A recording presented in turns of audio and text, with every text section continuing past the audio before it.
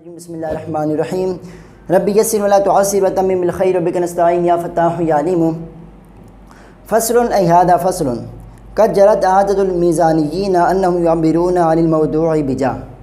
اب یہاں سے مصنف اہل منطق کی خاص عادت کو بیان کرتے ہوئے کہتے ہیں کہ جو محصورات اربع ہے یعنی موجبہ کلیہ اور موجبہ جزیہ جو ہے اس کے اندر جو موضوع ہوتا ہے اس کو علماء منطق اہل منطق تعبیر کرتے ہیں جا سے، جیم زبر جا سے، اور جو محمول ہوتا ہے اس کو تعبیر کرتے ہیں با سے، با زبر با سے، اور اس طرح موجبہ جزیہ کے اندر جو موضوع ہوتا ہے اس کو تعبیر کرتے ہیں جیم زبر جا یعنی جا سے، اور محمول کو تعبیر کرتے ہیں با زبر با سے، با زبر با سے تعبیر کرتے ہیں۔ مثال کے طور پر اگر میں آپ سے پوچھوں کہ موجبہ کلیہ کی مثال کیا ہے تو آپ کیا کہیں گے؟ یہ کل انسان حیوان، ہر انسان کیا ہے؟ حیوان ہے۔ لیکن اب میں اگر کسی اہل منطق سے، علماء منطق میں سے کسی سے پوچھوں کہ موجبہ کلیہ کی مثال کیا ہے تو وہ جواب دے گا کہ کل جابہ۔ کیا کہے گا؟ کل جابہ۔ اس طرح مثال کے طور پر میں آپ سے پوچھوں کہ موجبہ جزیہ کی مثال کیا ہے، آپ جواب دیں گے کہ بعض الانسان اسود، بعض انسان کیا ہے؟ کالے ہیں۔ لیکن میں اگر کسی منطق والے سے، علماء منطق سے، اہل منطق سے پوچھوں کہ موجبہ جزیہ کی مثال کیا ہے تو وہ کہے گا بعض جابہ۔ کیا کہے گا؟ بعض جا با کہے گا۔ یعنی جو موضوع ہے اس کو تعبیر کیا ہے علماء منطق نے جا سے، جیم زبر جا سے، اور جو محمول ہے اس کو تعبیر کیا ہے با سے، با زبر با سے۔ کیا کس سے تعبیر کیا ہے؟ با زبر با سے۔ کیوں تعبیر کیا ہے؟ اس کی دو وجہ بیان کرتے ہیں۔ پہلی وجہ تو یہ ہے کہ اختصار کے لیے۔ کس کے لیے؟ اختصار کے لیے، یعنی قضیہ جو ہے مختصر ہو جائے۔ کل انسان حیوان، یہ کتنا لمبا ہے تو اس کو مختصر کر دیا کل جابہ۔ بعض الانسان اسود، یہ کیا تھوڑا طویل ہے تو اس کو مختصر کر دیا بعض جابہ۔ کس کے ساتھ تعبیر کر دیا؟ کس طرح مختصر کر دیا؟ کیا کہتے ہیں؟ بعض جابہ۔ اور دوسری وجہ یہ ہے کہ انحصار کا جو وہم ہے، انحصار یعنی مثالوں کو جو بند کرنے کا جو وہم ہے وہ کیا ہو جائے؟ دور ہو جائے۔ مثال کے طور پر مدرسوں کے اندر طلباء کرام پڑھتے ہیں تو وہ کیا پڑھتے ہیں؟ جب منطق کی کتابیں پڑھتے ہیں تو منطق کی جو بھی کتاب پڑھتے ہیں تو اکثر منطق کی کتابوں کے اندر جب وہ موجبہ کلیہ کی مثال پڑھتے ہیں تو انہیں ملتی ہے کل انسان حیوان، یا اسی طرح کی کوئی اور انسان کے ساتھ ملی جلی کل انسان حیوان۔ اور جب موجبہ جزیہ کی مثال پڑھتے ہیں تو ملتی ہے ان کو اکثر اوقات بعض الانسان اسود۔ تو طلباء یہ گمان نہ کر لیں کہ موجبہ کلیہ کی صرف ایک ہی مثال ہے، صرف کیا ہے؟ ایک ہی مثال ہے۔ اس طرح موجبہ جزیہ کی یہی ایک مثال ہے بعض انسان، یہ صرف ایک ہی مثال ہے، اور مثالیں کیا ہو سکتی ہیں؟ بن ہی نہیں سکتی۔ ایسا نہیں ہے، بلکہ آپ جیم کے ذریعے، جیم زبر جا کے جگہ پر دنیا کے اندر جتنے بھی موضوع ہیں کوئی بھی موضوع رکھ لے اور با کی جگہ کوئی بھی محمول رکھ لے، مثال درست ہونی چاہیے تو وہ کیا ہو جائے گا؟ موجبہ کلیہ ہو جائے گا یا موجبہ جزیہ ہو جائے گا، موجبہ جزیہ ہو جائے گا۔ دنیا کے اندر کوئی بھی موضوع ہے، مثال کے طور پر موجبہ کلیہ کے اندر جیم زبر جا کی جگہ ہم ایک موضوع یعنی پتھر کو رکھ دیتے ہیں، اور با کی ذرا محمول کی جگہ ہم رکھ دیتے ہیں جماد، ان کو کیا کرتے ہیں؟ رکھ دیتے ہیں، جماد ان کو رکھ دیتے ہیں۔ میں کہتا ہوں کل حجر جماد، ہر پتھر کیا ہے؟ جماد ہے۔ ہر پتھر کیا ہے؟ جماد ہے، یعنی بے جان ہے۔ ہر پتھر کیا ہے؟ بے جان ہے۔ تو یہ کیا ہوگی؟ موجبہ کلیہ کی مثال بن گئی، اور کیا ہو گیا؟ درست بھی ہے۔ یہ مثال کیا ہے؟ درست بھی ہے۔ یا مثال کے طور پر میں موجبہ جزیہ کی مثال بنانا چاہوں تو جیم زبر جا کے ذریعے کیا رکھوں؟ ایک موضوع رکھ دوں گا، اور با کی جیم کی جگہ میں رکھ دیتا ہوں مسلمینہ، اور با کی جگہ میں پاکستانیون کا رکھ دیتا ہوں۔ تو میں کہتا ہوں کہ بعض المسلمین پاکستانیون، بعض مسلمان کیا ہے؟ پاکستانی ہے، بعض مسلمان کیا ہے؟ پاکستانی ہے۔ تو دیکھو یہ کیا ہے؟ موجبہ جزیہ کی مثال بھی بن گئی اور یہ درست بھی ہے۔ تو اس وجہ سے یہ کیا جاتا ہے کہ موضوع کو جا سے تعبیر کیا جاتا ہے اور محمول کو با سے تعبیر کیا جاتا ہے۔ کس کے لیے؟ انحصار کے وہم کو دور کرنے کے لیے یا مختصر کرنے کے لیے کیا کیا جاتا ہے؟ یہ تعبیر اختیار کی جاتی ہیں۔ تو فصل ای ھذا فصل کہتے ہیں قد تحقیق جرت جاری ہوئی ہے عادت المیزانیین، میزانیین یعنی مناطقہ کی عادت جاری ہوئی ہے، انہم یعبرون کہ وہ مناطقہ جو ہیں وہ تعبیر کرتے ہیں عن الموضوع، موضوع سے یعنی موضوع کو تعبیر کرتے ہیں بجا، جا کے ساتھ، وعن المحمولی اور محمول کو تعبیر کرتے ہیں ببا، با کے ساتھ۔ فمتا اراد التعبیرہ، جب وہ ارادہ کرتے ہیں یعنی علماء منطق ارادہ کرتے ہیں تعبیر کا عن الموجبۃ الکلیتی، موجبہ کلیہ سے، یقولون تو وہ کہتے ہیں کل جابہ، کل جابہ کہتے ہیں، وہ مقصودہم، اور اس طرح تعبیر کرنا موضوع کو جا کے ساتھ اور محمول کو با کے ساتھ، ان کا مقصد کیا ہے؟ اور مقصود ان کا مقصد یہ ہے، ان کا مقصد یہ ہے کہ من ذالک اس سے الاجاز مختصر کرنا ہے، ودفع توہم الانحصاری اور نیز انحصار کے وہم کو کیا کرنا ہے؟ دور کرنا ہے، ودفع توہم الانحصاری انحصار کے وہم کو کیا کرنا ہے؟ دور کرنا ہے۔ اس وجہ سے کیا کرتے ہیں؟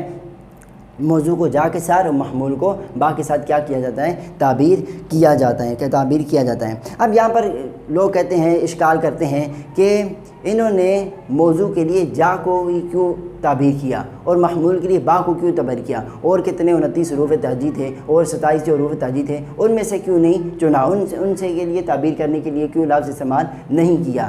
کہتے ہیں کہ جواب دیتے ہوئے کہتے ہیں کہ الف کو اس وجہ سے ہم نے کیوں نہیں استعمال کیا، اس کو کیوں نہیں اختیار کیا، کیونکہ الف جو ہوتا ہے وہ ساکن ہوتا ہے، الف کو ہوتا ہے ساکن ہوتا ہے، اور یہاں پر ہم نے کوئی متحرک لفظ رکھنا تھا، اور اگر الف کے اندر ہم زبر ڈال بھی دیں تو وہ الف نہیں رہے گا، بلکہ ہم اس کو کیا پڑھتے ہیں؟ حمزہ پڑھتے ہیں، اس وجہ سے ہم نے الف کو چھوڑ دیا، اس کے بعد ہم نے با کو رکھ لیا، اس کے بعد تا سا کو چھوڑ دیا، پھر جیم کو رکھ دیا۔ تا سا کو کیوں چھوڑا؟ کیونکہ اس کے ساتھ با کو کیا ہو جائے گی؟ مشابہت ہو جائے گی، اس وجہ سے تا سا کو چھوڑ دیا، تا سا کو کیا کر دیا؟ چھوڑ دیا۔ اب دوسرا سوال کرتے ہیں کہ آپ نے پہلے موضوع کے لیے جیم کو کیوں اختیار کیا اور با محمول کے لیے با کو اختیار کیوں کیا؟ یعنی آپ موضوع کے لیے با کو رکھ لیتے اور جیم کے محمول کے لیے جیم کو رکھتے تھے، کہتے ہیں کلن جابا، کلن باجا، کلن باجا کہہ دیتے، ایسا بھی ہو سکتا تھا۔ کہتے ہیں اس کو بھی ہم نے اس وجہ سے نہیں رکھا، کیونکہ اگر ہم کہتے ہیں کلن با، کلن باجا، کیا کہتے ہیں؟ کلن با، اس طرح ہم کہتے تو کوئی کہتا کہ بھائی یہ کیا کر رہا ہے، یہ تو کیا پڑھ رہا ہے؟ حروف تہجی کو شمار کر رہا ہے، حروف تہجی گن رہا ہے۔ تو اس وجہ سے ہم نے کیا کیا؟ پہلے موضوع کے لیے ہم نے جا کو اختیار کیا ہے، جیم کو اختیار کیا ہے، اور محمول کے لیے با کو اختیار کیا ہے۔ فصل ای ھذا فصل الحمل فی اصطلاح۔ اب یاد رکھیے اگلی فصل کے اندر کہتے ہیں کہ محمول کو محمول کیوں کہا جاتا ہے؟ یعنی میں نے کہا زید عالم، تو یہاں پر زید کیا ہے؟ موضوع، اور محمول کیا ہے؟ عالم۔ اب یہ عالم کو محمول ہی کیوں کہتے ہیں اور کیوں نہیں کہتے؟ محمول کو محمول کیوں کہا جاتا ہے؟ تو اس کی بھی دو وجہ ہیں، ایک لغوی وجہ ہے، ایک اصطلاحی وجہ ہے۔ لغوی وجہ یہ ہے کہ محمول کو محمول اس وجہ سے کہتے ہیں کیونکہ حمل کا معنی ہوتا ہے بوجھ لادنا۔ کیا معنی ہوتا ہے؟ بوجھ لادنا۔ جیسے میں نے کہا زید عالم، زید عالم ہے، تو میں نے دیکھو زید پر عالم ہونے کا اس بات کیا، میں نے عالم ہونے کی صفت کو، عالم ہونے کی خبر کو زید پر کیا کر دیا؟ لاد دیا، اس پر کیا کر دیا؟ میں نے اس کو سوار کر دیا، اس پر اس کو حمل کر دیا، اس وجہ سے کیا کہا جاتا ہے؟ محمول کہا جاتا ہے۔ عالم کو کیا کہا جاتا ہے؟ محمول کہا جاتا ہے۔ اور اصطلاحی وجہ یہ ہے کہ محمول کو محمول اس وجہ سے کہتے ہیں کیونکہ حمل کہتے ہیں کہ دو متغیر چیزوں کو ایک مفہوم کے اندر جمع کرنے کو، ایک مفہوم کے اندر مل جانا، دو متغیر چیزوں کا ایک مفعول کے اندر مل جانے کو کیا کہتے ہیں؟ حمل کہا جاتا ہے۔ اس وجہ سے ہم نے محمول کا نام محمول رکھا ہے۔ کیسے مل جاتا ہے؟ مثال کے طور پر میں کہوں زید، جیسے میں نے زید کا آپ کے ذہن میں کون آیا؟ صرف ذات زید، آپ کا جو دوست ہے، مثال کے طور پر کوئی یہ بھی آپ کا زید دوست ہے، تو میں نے جیسے زید کا آپ کے ذہن میں اس کی صورت آ گئی، تو زید کہتے ہیں کہ ایک معین شخص کو، ایک معین ذات کو، ایک معین آدمی کا کیا نام؟ معین آپ کا ایک دوست ہے، اسے کیا کہا جاتا ہے؟ زید کہا جاتا ہے۔ اور میں کہوں کاتب، اب کاتب کسے کہتے ہیں؟ لکھنے والے کو۔ کاتب کسے کہتے ہیں؟ لکھنے والے کو۔ تو دیکھو یہاں پر زید کا بھی الگ مفہوم ہے، زید کا بھی الگ مفہوم ہے اور کاتب کا بھی الگ مفہوم ہے، دونوں متغیر ہیں، دونوں کیا مختلف ہیں، دونوں الگ الگ چیزیں ہیں، دونوں کیا الگ الگ چیزیں ہیں۔ اب مثال کے طور پر میرے پاس میرا دوست زید آیا، میں نے کہا کہ ھذا صدیقی زید کاتب، میں نے کہا یہ میرا دوست کاتب ہے، زید کاتب، یہ کیا ہے؟ زید کیا ہے؟ کاتب ہے۔ اب دیکھو میں نے زید کو اور کاتب کو زید کے وجود کے اندر کیا کر دیا؟ دونوں کو ایک مفہوم کے اندر کیا کر دیا؟ وجود کے اعتبار سے میں نے اس کے اندر کیا کر دیا؟ جمع کر دیا، ملا دیا، اتحاد کر دیا، دونوں کو کیا کر دیا؟ متحد کر دیا۔ اب اگر میں آپ سے پوچھوں کہ زید کون ہے، آپ کہیں گے یہ آپ کا دوست، اور میں کہوں گا، میں پوچھوں کہ کاتب کون ہے، آپ کہیں گے یہ زید بھی کیا ہے؟ آپ نے کیا تھا؟ کاتب ہیں۔ تو دیکھو زید بھی الگ مفہوم تھا اور کاتب بھی الگ مفہوم تھا، دونوں متغیر مفہوم کو، دونوں الگ الگ مفہوم کو میں نے ایک وجود کے اندر، ایک مفہوم کے اندر جمع کر دیا۔ کس وجہ سے؟ وجود کے سبب سے، زید کے وجود کے سبب سے دونوں کو میں نے کیا کر دیا؟ جمع کر دیا، دونوں کو کیا کر دیا؟ جمع کر دیا۔ اس طرح مثال کے طور پر میں کہوں امر شاعر، امر کیا ہے؟ شاعر ہے۔ مثال کے طور پر میرا ایک دوست امر ہے، وہ کیا ہے؟ شاعر ہے۔ اب میرے پاس آیا، میں نے اسے کہا अमरुन शायरुन, ये मेरा दोस्त अमर शायर आ गया है, मेरा दोस्त अमर शायर आ गया है। तो देखो अमर का अलग मफहूम था, अमर किसी कहते थे ज़ात को, मेरा दोस्त है उसकी अलग ज़ात थी, उसको मुअय्यन शख्स को अमर कहा जाता था। और शायर किसे कहते हैं कि जो शेर लिखने वाला हो या शेर पढ़ने वाला हो, शेर महफूज करने, शेर लिखने वाला, उसे क्या कहा जाता है, शायर कहा जाता है, शायर कहा जाता है। तो देखो अमर भी अलग मफहूम, शायर भी अलग मफहूम, मैंने दोनों मफहूमों को किसके अंदर जमा कर दिया, ज़ैद के अंदर, मफहूम ज़ैद मफहूम के अंदर क्या कर दिया, जमा कर दिया। किस वजह से, वजूद के सबब के, ज़ैद के वजूद के सबब से। ज़ैद क्या था, शायर भी था, तो दोनों को मैंने क्या कर दिया, जमा कर दिया, दोनों को जमा कर दिया। तो देखो दोनों मुतग़ाय्यर चीज़ों को एक मफहूम के अंदर अलग अलग जमा करना, दोनों मफहूम अलग अलग मफहूमों को एक वजूद के अंदर जमा करना, एक मफहूम के अंदर मिला देना, इसे क्या कहा जाता है, हमल कहा जाए, इसको क्या कहा, हमल कहा जाता है। तो इस वजह से, इस निस्बत के एतबार से दोनों को जमा करने, जिस तरह ज़ैदुन आलिमुन को मैंने जमा कर दिया, ज़ैदुन आलिमुन को जमा कर दिया, किस एतबार से, दोनों मफहूमों, अलग अलग मफहूम को किस एतबार से, एक निस्बत की वजह से, निस्बत की वजह से दोनों को मैंने क्या कर दिया, जमा कर दिया। तो इस वजह से महमूल को महमूल कहा जाता है, इस वजह से क्या कहा जाता है, महमूल को महमूल कहा जाता है। तो ये लुग़वी और इस्लाही वजह थी, वजह तस्मिया थी किसकी, महमूल की, आलम की, यानी ख़बर की, यानी महकूम बिही की। फ़स्लुन ऐ हाज़ा फ़स्लुन, अल हम्लु, हमल जो है फ़ी इस्तिलाह में हमल कहते हैं इत्तिहादुल मुतग़ाय्यरैनी, इत्तिहादुल मुतग़ाय्यरैनी फ़िल मफ़हूमी, वो मफ़हूम के अंदर दो मुतग़ाय्यर चीज़ों का इत्तिहाद है।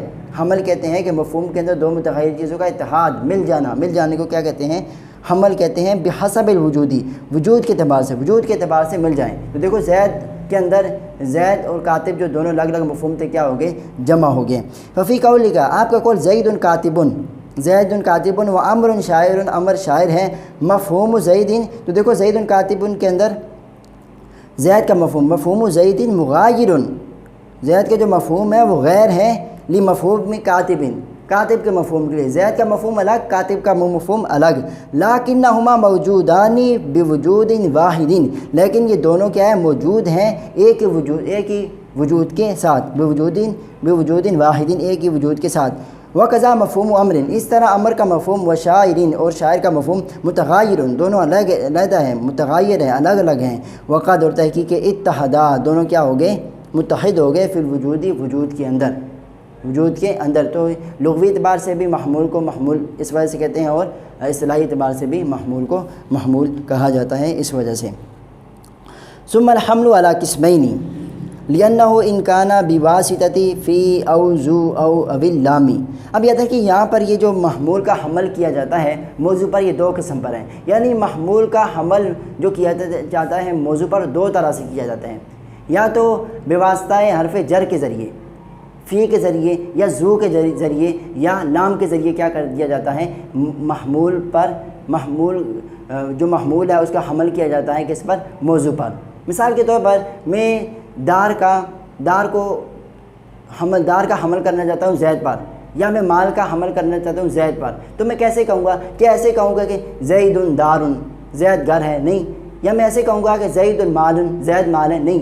तो मैं माल का हमल करना चाहता हूँ ज़ैद पर, मैं घर का हमल करना चाहता हूँ ज़ैद पर, तो कैसे किया जाए। तो कहते हैं कि फ़ी लाया जाए, या ज़ू लाया जाए, या लाम लाया जाए, लाम हरफ़े जर लाया जाए। मिसाल के तौर पर मैं कहना चाहता हूँ दार को मैं हमल करना चाहता हूँ ज़ैद पर, तो कैसे कहूँगा, ज़ैदुन फ़ी दारी, तो देखो मैंने दार का हमल कर दिया ज़ैद पर। या मैं माल का हमल करना चाहता हूँ ज़ैद पर, तो कहूँगा ज़ू मालिन, ज़ैद क्या है, माल वाला है। मैं माल का हमल करना चाहता हूँ ज़ैद के लिए, तो क्या कहूँगा, अल मालु ज़ैदिन, ज़ैद माल किसके लिए, ज़ैद के लिए। तो ये जो हरफ़ जर के ज़रिए, फ़ी के ज़रिए, ज़ू के ज़रिए, लाम के ज़रिए महमूल का हमल किया जाता है मौजू पर, इसे हमल बिल इस्तिक़ाक़ कहा जाता है। क्या कहा जाता है, हमल बिल इस्तिक़ाक़ कहा जाता है। हमल बिल इस्तिक़ाक़ क्यों कहते हैं, क्योंकि जिस तरह मुश्तक़ मिन्हु का मुताज होता है, मुश्तक़ मिन्हु किसे कहते हैं, जिससे क्या किया गया, गर्दानों को निकाला जाए, वो क्या होता है, मस्दर होता है।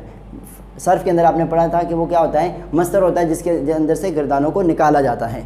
और मुश्तक़ किसे कहते हैं, जो गर्दाने उसके अंदर निकले, फ़ेल माजी, फ़ेल मुज़ारे, ये क्या है, मुश्तक़ है। तो ये फ़ेल माजी और मुज़ारे के गर्दाने, ये मुश्तक़, ये मुताज है किसके, मस्दर के, मुश्तक़ मिन्हु के।